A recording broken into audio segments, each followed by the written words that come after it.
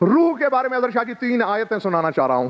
پہلے میں پیدر پہ آیتیں پڑھتا ہوں، پھر ہر صاحب نظر سے فیصلہ لوں گا. ایک آیت تو بڑی مشہور ہے، ہر نماز میں پڑھتے ہو آپ، تنزل الملائکۃ والروح، نازل ہوتے ہیں تمام فرشتے اور روح. یعنی ایک تو یہ پتہ چل گیا کہ فرشتے اور ہیں، اس کا مطلب روح اور ہے. اور سرکار صادق فرماتے ہیں ان الروح خلق اعظم من جبرائیل و میکائیل کان مع رسول اللہ یسددہ وانہ لفینا ما صعد الی السماء. فرماتے ہیں روح جبرائیل میکائیل دونوں سے بڑی مخلوق ہے، وہ رسول کے ساتھ تھی، آج کل ہمارے ساتھ ہے. اسے ایک اور حدیث سنانے لگا آپ کو، عظمت روح کا پتہ چلتا ہے. انہی سرکار کا فرمان ہے کہ جب میدان قیامت ہوگا ان الملائکۃ والرسل والروح خلفنا. فرمایا جب قیامت کا میدان ہوگا ہم 14 آگے آگے ہوں گے، فرشتے ہمارے پیچھے، تمام رسول ہمارے پیچھے، حتیٰ کہ روح ہمارے پیچھے. ترتیب کو دیکھا، ملائکہ، رسل، روح. رسولوں کے بھی بعد گنا، تمام فرشتے اور روح کیا کرتے ہیں؟ نازل ہوتے ہیں. سورہ معارج تعرج الملائکۃ والروح الیہ.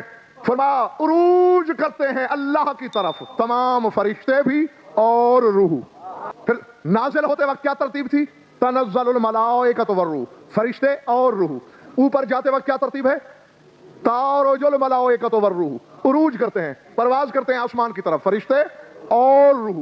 سورہ نبا قیامت کے دن کی تصویر کشی ہو رہی ہے. فرمایا یوم یقوم الروح والملائکۃ صفا لا یتکلمون الا من اذن له الرحمن. قیامت کے دن صف بنائیں گے، روح بھی، سارے فرشتے بھی، اور کوئی اللہ کے روب سے بول نہیں سکے گا سوائے اس کے جسے بولنے کی اجازت مل چکی ہے. پہلی 2 آیتوں میں ملائکہ کا ذکر پہلے تھا، پھر روح کا. قیامت کے میدان میں حضرت شاہ جی روح کا ذکر پہلے، یوم یقوم الروح والملائکۃ صفا. اب صف لگ رہی ہے، پہلے روح پھر فرشتے. وہاں تو چلو یہ بات ہماری سمجھ میں آتی ہے کہ روح چونکہ عظیم مخلوق ہے فرشتوں سے، جیسے نوکر چاکر پہلے جاتے ہیں، عملہ پہلے جاتا ہے، افسر بعد میں، اسی طرح فرشتے پہلے اترتے ہیں زمین پر، روح بعد میں. یہ جو صف بندی ہو رہی ہے، کیا خیال ہے تمہارا؟ یہ روح القدس کا ذکر ہے؟ ذات واجب کی قسم 20,000 کتابیں پڑھ کر بھی آپ حقیقت کا یہ موتی نہیں ڈھونڈ سکتے تھے جو میں لمحوں میں آپ کی جھولی میں ڈالنے والا ہوں. یہ نہ روح القدس ہے، نہ روح منہ ہے، نہ روح امری ہے. یہ کون سی روح ہے کہ جو سب سے آگے کھڑی ہے، فرشتے پیچھے، اجازت نہیں بولنے کی.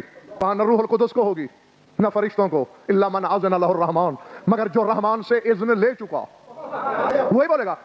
اور ایک سے زیادہ معصومین کے فرامین میں نے تفاسیر اہل بیت میں پڑھے ہیں، فرماتے ہیں واللہ نحن المعزونون، خدا کی قسم جنہیں اس کے غضب کے عالم میں بھی بولنے کا حق ملا ہے وہ معزون ہم 14 ہیں. یہ تو کرسی ہے، اگر ممبر بھی آج ہوتا تو میں یہ جملے ممبر پہ بھی کھڑے ہو کے بولتا. یہ نہ روح حیات ہے بھائی جمیل عباس، نہ روح امری ہے، نہ روح منہ ہے. یہ روح کون سی ہے؟ یہ ہے روح کلی. اور وہ روح کلی کیا ہے؟ جب کتب اہل بیت کو پڑھو گے تو یہ حقیقت سامنے آئے گی. ہوا باطن کل خیر، ہر خیر کا باطن، جس عمل کو بھی خیر سمجھتے ہو. ابھی اذان دو گے، حیالہ کرو گے کیا؟ اس کے بعد نماز پڑھو گے. جو نماز کا باطن ہے وہی نماز کی روح ہے، اور یہی قیامت کے میدان میں آگے آگے تمام فرشتے پیچھے پیچھے. جو نماز کی روح ہے، جو ہر عمل کی روح، وہی ہے روح کلی، حتیٰ کہ حیات بھی اسی سے بنی ہے. سرکار صادق کی ایک حدیث آ گئی ہے، اور اس حدیث کو اس رنگ میں اور مکمل عزت حیدر کی قسم زندگی میں آج پہلی بار پڑھنے لگا ہوں. فرمایا بنی الاسلام علی خمس، یہ فقرہ مشہور ہے اور ٹکڑا پڑھ بھی دیا جاتا ہے، لیکن مکمل اور اس رنگ میں پہلی بار پڑھنے لگا ہوں. فرمایا اسلام کی بنیاد 5 چیزیں ہیں، 5 چیزوں پہ بنیاد رکھی گئی ہے. علی صلاۃ و صیام و زکات و حج و ولایتنا اہل البیت. فرمایا 5 چیزیں بنیاد ہیں، اسی پر قائم ہے عمارت اسلام کی. نماز پر، روزے پر، حج پر، زکات پر، اور ہم اہل بیت کی ولایت پر. اور آگے تیرا امام فرماتا ہے، مجھے حسین کی آخری نماز کی قسم، اس سے بڑی قسم میرے پاس نہیں. فرمایا ان تمام چیزوں کا ظاہر بھی ہے، باطن بھی ہے. لا یقوم الظاہر بدون الباطن ولا یقوم الباطن بدون الظاہر. فرمایا ظاہر اکیلا کام نہیں دیتا جب تک باطن نہ ہو، اکیلے باطن پر ایمان رکھنے کا فائدہ نہیں جب تک ظاہر نہ ہو. اب سائل کو مولا بتا رہے ہیں کہ ان 5 چیزوں کا ظاہر کیا ہے اور 5 کا باطن کیا ہے، سنو گے؟ اور ہر شیعہ، ہر موالی کم از کم 2 بندوں کو بتائے. 2 کو بھی آپ نے بتا دیا، اور پھر ان کے ذمہ لگا دو کہ 2 وہ پھر دو تو پتہ نہیں بات کہاں تک پہنچے گی. فرمایا اما الظاہر ففی اید الناس، فرمایا ظاہر تو لوگوں کے ہاتھ میں ہے، یہی نماز، یہی اٹھک بیٹھک، یہی قیام، یہی رکوع، یہی سجدہ، یہی قعود، یہی قنوت، یہی بھوکا مرنے والا روزہ، یہی 40واں یا 20واں حصہ مال سے نکال لینا، یہی چلا جانا، انسلے کپڑے پہن کے بے وقوف بن جانا، اونٹوں کی طرح دوڑنا اور پتھروں کے گرد گھومنا، طواف کرنا. ظاہر میں تو یہی ہے. توجہ، میرا مولا فرماتے سائل جانتے ہو ان چیزوں کا باطن کیا ہے؟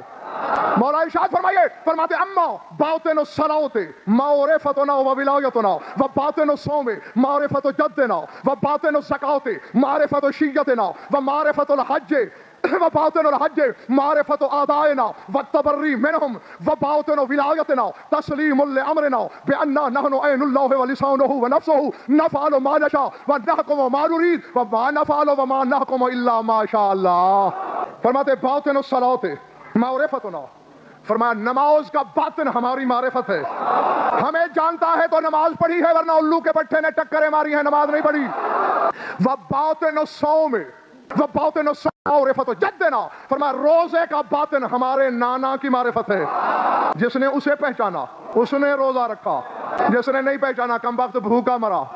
اور جاگو، کہاں ہے یہ؟ میں جانتا ہی ہو جہاں ہے.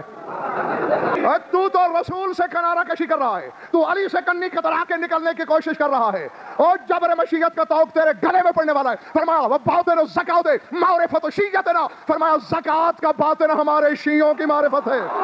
جس نے ہمارے شیعوں کو پہچانا اسی نے زکات دی، جس نے نہیں پہچانا نہیں دی.